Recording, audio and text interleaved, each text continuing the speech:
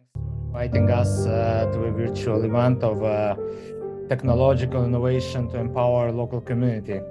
It has been a second day I'm attending this event, and it's indeed very much interesting, and it's a lot of new things what we're hearing about innovation, about disruptive innovations, which you guys were mentioning today. Yeah, it's a great being with you. Good morning, everyone. Good afternoon, good evening, depends where you are. In Ukraine, we also we are trying to follow with patterns and being proactive in terms of innovations, in terms of best usage of artificial intelligence, ChatGPTs, AutoGPTs, etc., etc. But today, our presentation will be focusing more on IMAP efforts in Ukraine in terms of capacity localization in Ukraine. Before I will start, let me give you just speak 2 words about the context of Ukraine. I'm sure that most of you is quite familiar with it since for the past year it was on the radars of media, of social media, but still let me cover it very briefly. War actually started and crisis started in Ukraine way before 2022, and on February 2014 it was a Euromaidan, which was where was a massive demonstrations triggered by the government decision to reject European Union Association Agreement. Following that, in March, it was annexation of Crimea by Russian Federation. And in April, the war started with Donbass region, which was ongoing for almost 8 years. And of course, all of you know about not any more recent event, but last year, February 12, 2024, when full-scale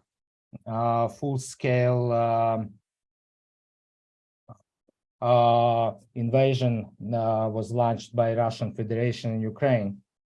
So how did how things? It was also quite a change in terms of humanitarian response in Ukraine. And here you have this 81 organization to 750, which basically shows the rapid scale up of humanitarian assistance and rapid growth of humanitarian organizations in Ukraine. So 81, I believe, is the data of September of 2021, while only 41 organizations were national organizations in Ukraine. So as we speak now, we have about 750 organizations responding to the humanitarian response. And the vast majority of these organizations are local NGOs, as well as a number of charitable organizations being increased almost 8 times. And as I already mentioned, significant number, which is around 60% of partners working currently in Ukraine are national non-profit organizations. And I'm not even talking about different volunteer groups and community social organizations. But it's also important to acknowledge that about 80% of all humanitarian aid delivered in the field in different regions of Ukraine is conducted by national organizations. Of course, with rapid growth, well, it was created gaps and the challenges for national organizations. Well, like limited capacity. It's also important to acknowledge that most of these organizations have been created in 2022, and most of them, they do not have prior experience working in a humanitarian conflict settings, as well as we have language barriers in Ukraine. Many organizations, they for many organizations, for colleagues working with organizations, it's a challenge to speak the same language as international organizations or donors are speaking. So that's an our problem. And funding disparities, I think it's also very critically important to empower local NGOs and have a equitable distribution of humanitarian funds to empower and enable this organization to continue doing whatever we are doing.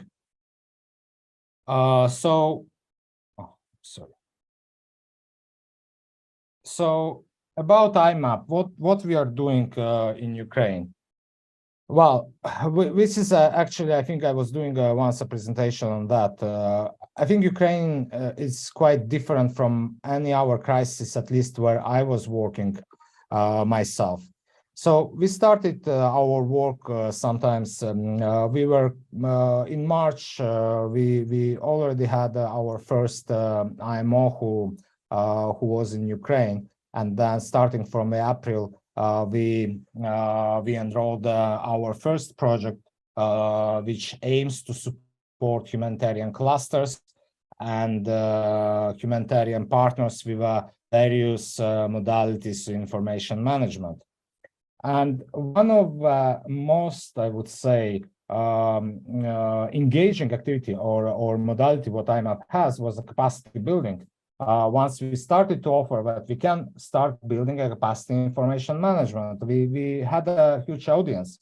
But of course, we had the problems. We very quickly realized that we have to start using the new approaches rather than we were using in Yemen, where I was working for a number of years, where you have the protracted crisis. So the trainings material were also quite different. Our trainers, our methodology of delivering trainings were also quite different. So we started to see this challenge, and we started to understand that we basically need to do something with it. One of the first thing what we started to do is to localize, to start trying to better understand the local context, to recognize social, cultural, different political factors which are impacting the humanitarian response in Ukraine. And following it, the training needs assessment, it's an hour exercise what we conducted with our national partners to link those problems what we're facing to incorporate them into and consider them in our training strategy and training capacity building strategy to better tailor it to the local context. We are always, would it be a capacity building or development of the tools for any other project what we are running, we are trying to be human-centric or organization-centric, and here in Ukraine, we are trying to do our best to engage with local partners to actual development of the training materials, to hear their voices. It's critically important to consider all the factors, consider the local names. Often they are quite different. Like we may call the same thing, like monitoring evaluation. In Ukraine, they're calling it absolutely like something different. It's something like assessing of the impact. And often we are not understood. We were not understood when we were trying to speak about one or another topic. And then tailoring materials to the practical needs. It's another very critical component what we have realized we have in Ukraine, that based on our evaluations and our assessments after training at the beginning, when we just started to deploy various trainings, we were receiving a feedback that your trainings are very interesting, and we ultimately gained knowledge. But then we not particularly understand where we can use it in a practical means, in a practical world. So we started basically changing our completely changing our strategy and our training materials and linking it to the certain areas of a humanitarian response, rather than giving a sort of a plain knowledge on Excel, Power Query, Power BI, or GS, or anything else what we are delivering as a training. And then, of course, post-training evaluation. It's something very important for us, and we absolutely considering all the findings what we are having in our post-assessment reports to forward tailor our materials and make them more effective than they are right now. But beyond capacity building, we also have we are also providing quite a traditional information management services. But here we also trying to be to approach a bit differently. Well, you probably I have in these slides assessments, data management, data visualization, and our basically IAM modalities. But what we are trying to do differently in Ukraine. Like, for example, when we are approached by national partner to support with assessment, what we are trying to do is not only develop a training material or not only not develop training material, but develop a COBO form or questionnaires, or I don't know, help them with processing information and visualize it. Our way, we are trying to engage our partners in these activities. We are trying to work together with them and to make sure that side by side, by delivering the actual work, we are also empowering them. We are also giving them very practical knowledge, and they potentially would be able to facilitate or to support the overall process in their own means, independently from us, which was a very well appreciated and acknowledged approach what we used here. As well as we trying to promote our mentoring sessions. Basically, it would be after deploying, supporting with assessment, or maybe supporting with capacity building on the need assessments. What we trying to promote is to make sure that we are creating a space for local partners to come back to IMAP and ask us, like, okay, we did this. Can you please help us with validation? Can you please help us with improvement, or basically just generally speaking, give us any suggestions, to make the process more effective. And like the same thing in the data management, as I already mentioned, we are trying to utilize Gower with best practices, and in a current era, in today's world, like we have a lot of to learn from artificial intelligence.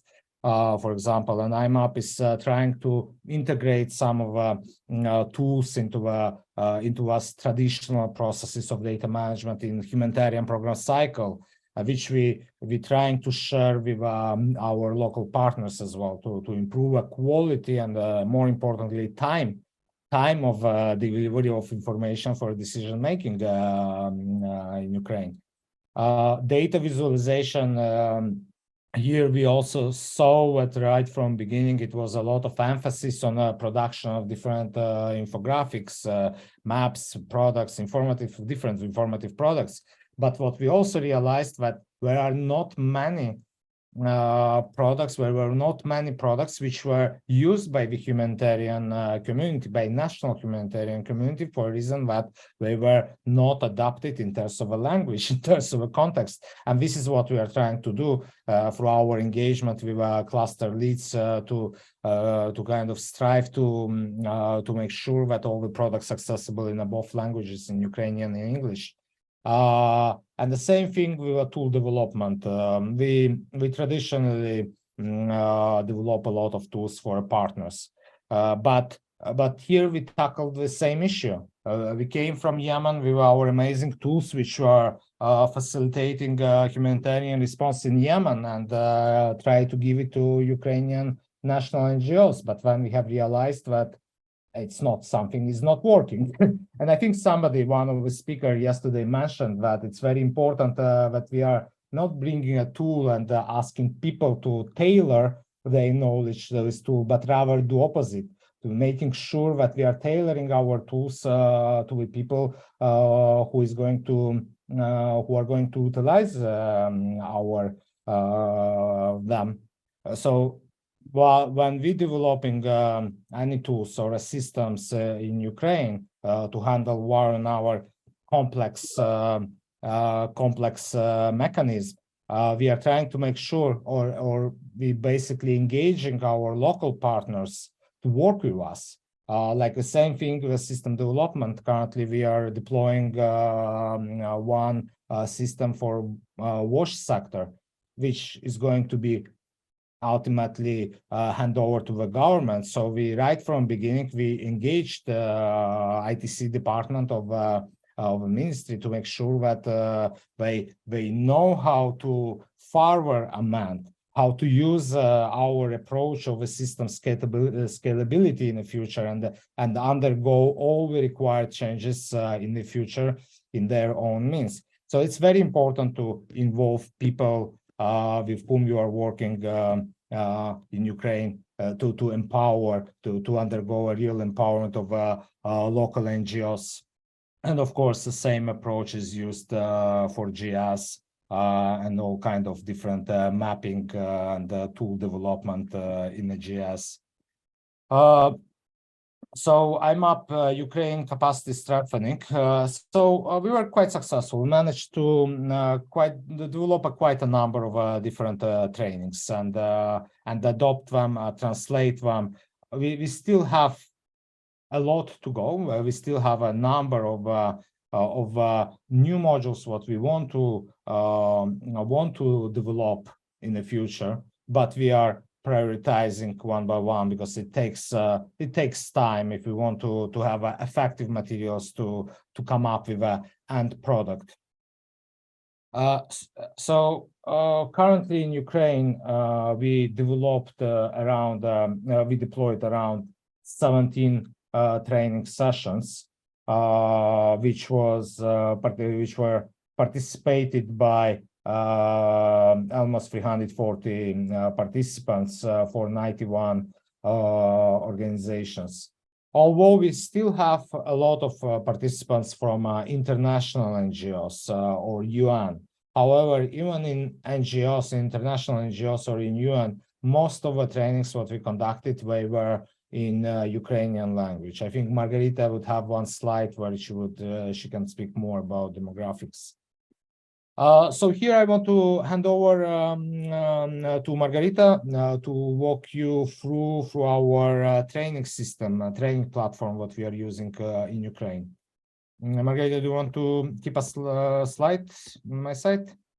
Yes, that would be great. Thank you. So thank you very much, Frieden, and hello, everyone. So I will just speak a little bit about the IMAP training platform, which we're using in Ukraine. So basically, this is a training platform which we also brought from Yemen. We previously used it in that context. And it's a platform which is specifically for capacity building, and it has kind of like a dual purpose. So on one hand, the primary purpose which we were pursuing with it is to create some sort of an environment, kind of like virtual environment for the participants, where they can go, they can see the trainings which are available, they can enroll in these trainings, but then afterwards, most importantly, they can access all of the materials, all of the handouts, presentations, videos, if it is available in one place after the training. Because what we really noticed is that often after the training, participants come to the training, they get this knowledge, but then after some time, there can be additional questions or something can be forgotten. So we really wanted to create a centralized place where everything is available in one place, and they can always go back to it and to revise something or to rewatch something or to check again or to do another exercise, etc. That's on one hand. And then on the other hand, it is also kind of like a coordination tool from our end where we can really manage scheduling the courses, manage the user base, etc. So we can go to the next slide, please. Thank you. So as I said, with this training platform, while we adapted it from the Yemen context, we also quite substantively changed a lot of things to make sure that it is applicable to the context here. So on one hand, as Frieden already mentioned, basically all of our trainings at this stage are in Ukrainian language.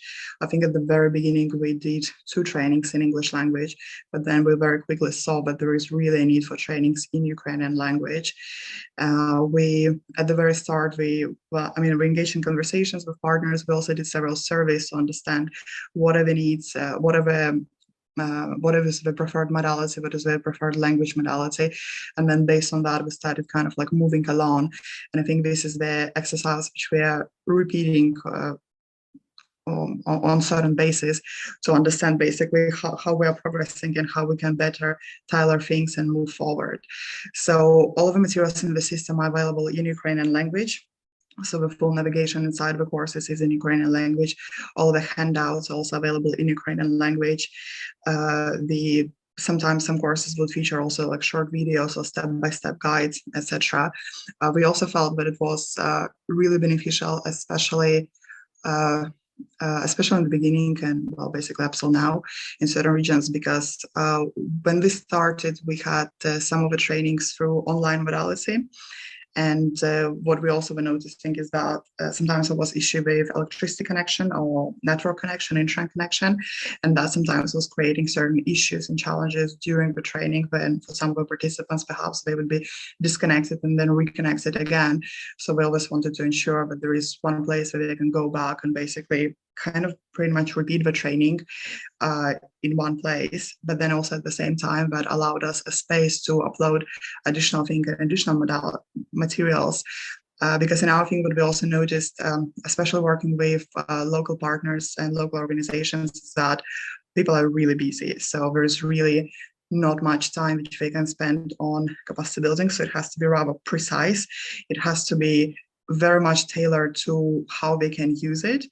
So I think as Trina already mentioned at the very start, let's say that we have a training or course on some software and some tool, we felt that and we saw that it's really important to also explain how exactly it can be used or where it can be used, but also to listen to them, what are their needs, what is exactly the problem they're trying to solve, perhaps with different software, with different tools, and really to take it from there to make sure that our training is quite concise, it's quite precise to exactly what they need to receive. But then at the same time, when we go to the training platform, this is also a space where we can slightly expand, and we can also include perhaps additional materials or some things, or some Q&A, for example, which we also collected throughout the training. And if we can go to the next slide, please. Thank you. So I think up till now, we deliver, well, we scheduled through the system about 13 trainings. Our user registration base is around 280 users, and it has been really growing very steadily at the very start when we started using the system. So from August, in the first 4 or 5 months, it was growing really fast. In terms of organizations, around 80 organizations. It's approximately equal between the international organizations and national organizations. But then again, because most of our trainings are in Ukrainian language, it's really, even from international organizations, it's normally local colleagues who are attending our trainings.